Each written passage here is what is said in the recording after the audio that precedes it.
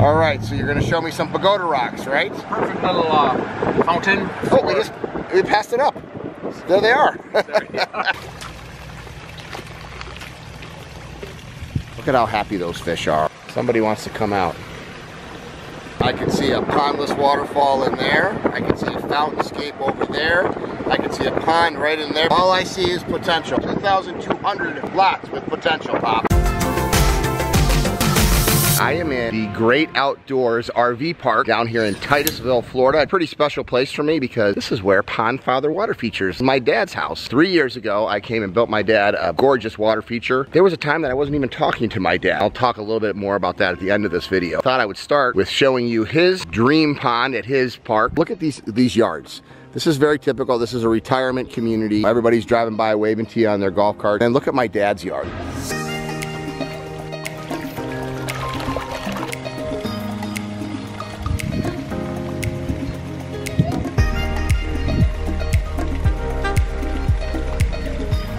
It's a little different. Of course, it looked like everybody else's when he got here and we came in and look at what we put. Are you kidding me? Incredible. It's like literally a jungle up here. Let's go through here. Are you kidding me? So just a small little trailer that he's got here. He's got an incredible pond and it is just a lush garden, and even his little puppy is sitting there. Look at that. He's got the perfect view, and that's what he looks at right there.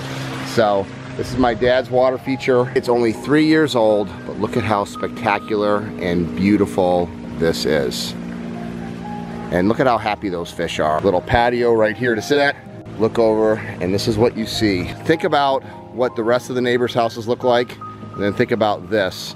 And tell me that you can't put a water feature anywhere and change a house into a home. This is the most inviting front yard out of 2,200 homes in this entire park right here.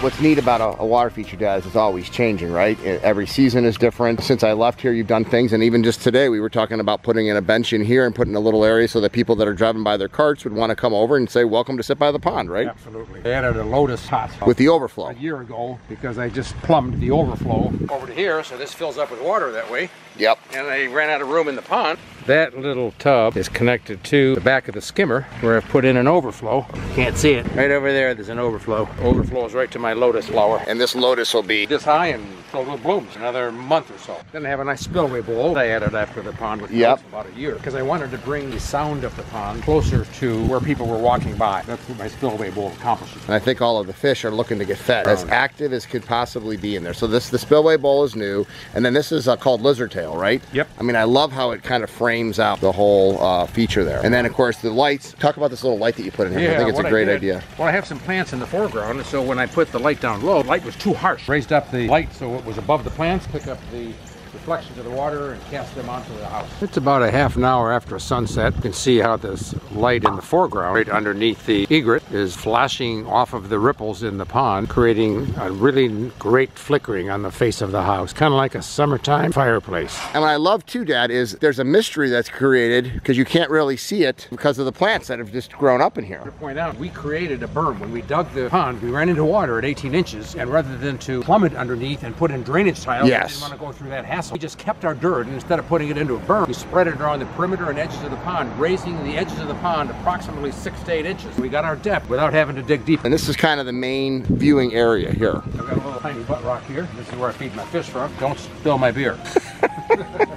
Greg, I feed the fish from the bridge a lot, but I used to feed them from the bridge exclusively. They never went into the pond. They would just wait around in the stream. The bridge all day long. So I started feeding them over here. And this way other people can enjoy them as they walk by.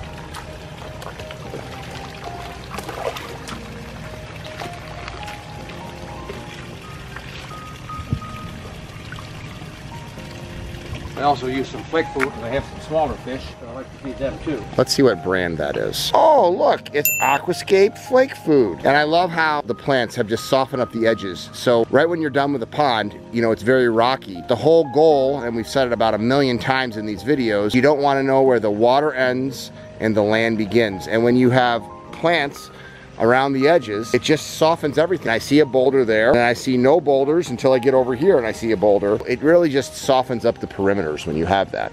And that's what's nice. This is a 3-year-old pond, but every year it's changing, right? Every year it gets a little bit better, a little more filled in. I mean, you got the ferns in here. Had to do very little weeding. Yeah. The plants I planted have taken over and crowded out the weeds. Now, this entire door was added. Right. And this entire bridge was added as part of the enjoyment of this pond, because you were anticipating being able to walk out the front of the house. So you actually cut that door in, put the bridge in, and then we built the pond underneath it, right? Look at this. Hi, Luke. Somebody wants to come out. He loves coming out here. I normally have this area screened in. He runs out here and chases lizards. That's his... And now the lights are coming out, and now listen to that sound. And look at that window. This is Luke's favorite spot, too. This would be my favorite spot, too. This is your favorite spot, isn't it? I can see why. So that's the view. You open up the door, and that's your view in your front yard. Are you kidding me? Completely beautiful. So, Dad, you're building water features, and what's the best thing for you about doing them? Meeting new people, bringing a lot of pleasure into their lives, and seeing how much more they enjoy living and relaxing than they even imagined possible. A lot of people have no idea how much enjoyment a pond can bring and how entertaining it is when they have guests. It's a gathering point for people to enjoy themselves and relax together. Just like we're gonna do.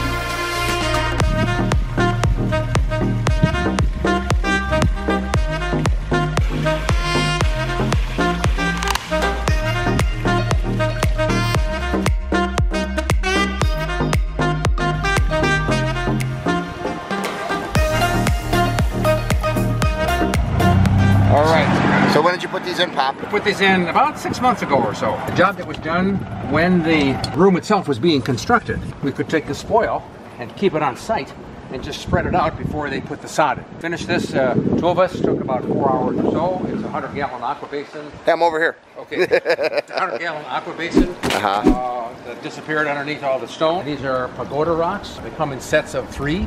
And they're beautifully matched. It's got a nice sound. You can see it from the road. I love when the lights come on at dusk, like they're just coming on right now. What did you end up installing this for? $3,500. What do they think of it? Absolutely love it. And the nice thing is they're not even here because they're snowbirds, right? And the thing just is on a timer, right? Exactly.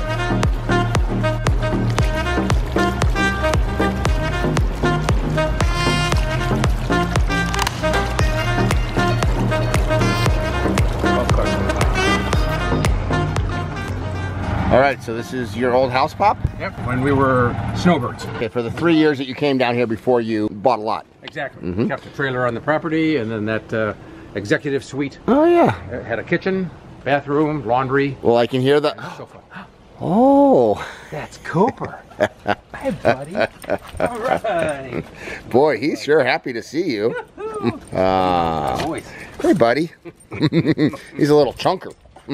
So what's awesome about this is here they live on a retention pond, and yet you still have a pond, right? Oh, yeah. Dad, I think this is funny. You actually sold the lot. After you sold the lot, you sold a pond. You never had a pond when you lived here. Well, I was only here a few months at a time. Chuck is full-time, just like I'm full-time. Wow, it looks absolutely just like a little slice of heaven. I think it's a perfect design, Dad.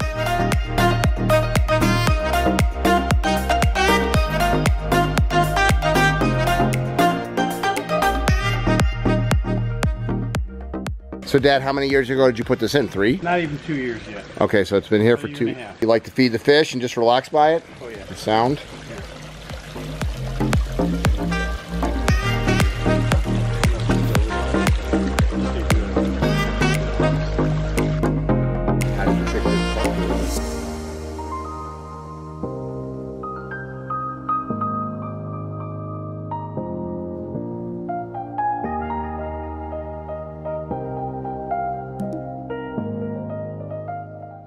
Well, what's fun is to see somebody that bought your old house and now has a pond. Yeah, I'm jealous. It's a really nice lot. My dad and our history is checkered. I started the business at the end of my second season. My dad came in, it was our hobby together. My dad kept fish tanks, and so he got me into the hobby. And when I wanted that place for my turtles, my dad was right there helping me with it. When I started my business, my dad was right there helping me with it. And when my business took off and I couldn't handle it anymore, my dad was right there helping me too. And we became partners. We worked together for 3.5 years. We couldn't get along. Imagine that, family-run business that couldn't get along. And so we separated. My dad actually left. We didn't talk for about 9 years. That pond, to me, what that represents is our relationship going full circle. When he retired down here to Florida, he wanted the pond, and that's when I came down and put it as a build a pond day for him. I asked him, Dad, how often are you playing golf? And he said, oh, 3-4 times a week. 5 just seems too many. He was bored, so he thought maybe I could just do some small water features, just some aqua basins and some decorative water features. He started a 1.5 years ago, Pond Father Water Features. He is just having an absolute blast. His customers love him. He loves the fact that he's making people's lives so happy. I'm proud of my dad. Many people that have family businesses struggle. Think that we learn more. I think I've matured. Our relationship has grown, obviously. I think those lost years where I didn't really have a relationship with my dad, I've come full circle where we get to do our passion again, which is water features, and I get to see and help him as a businessman succeed in his business. That to me is fun. I hope you like this stuff, and if you want to find a certified aquascape contractor in your area, check out the link below and you can start living the aquascape lifestyle yourself. I love my dad.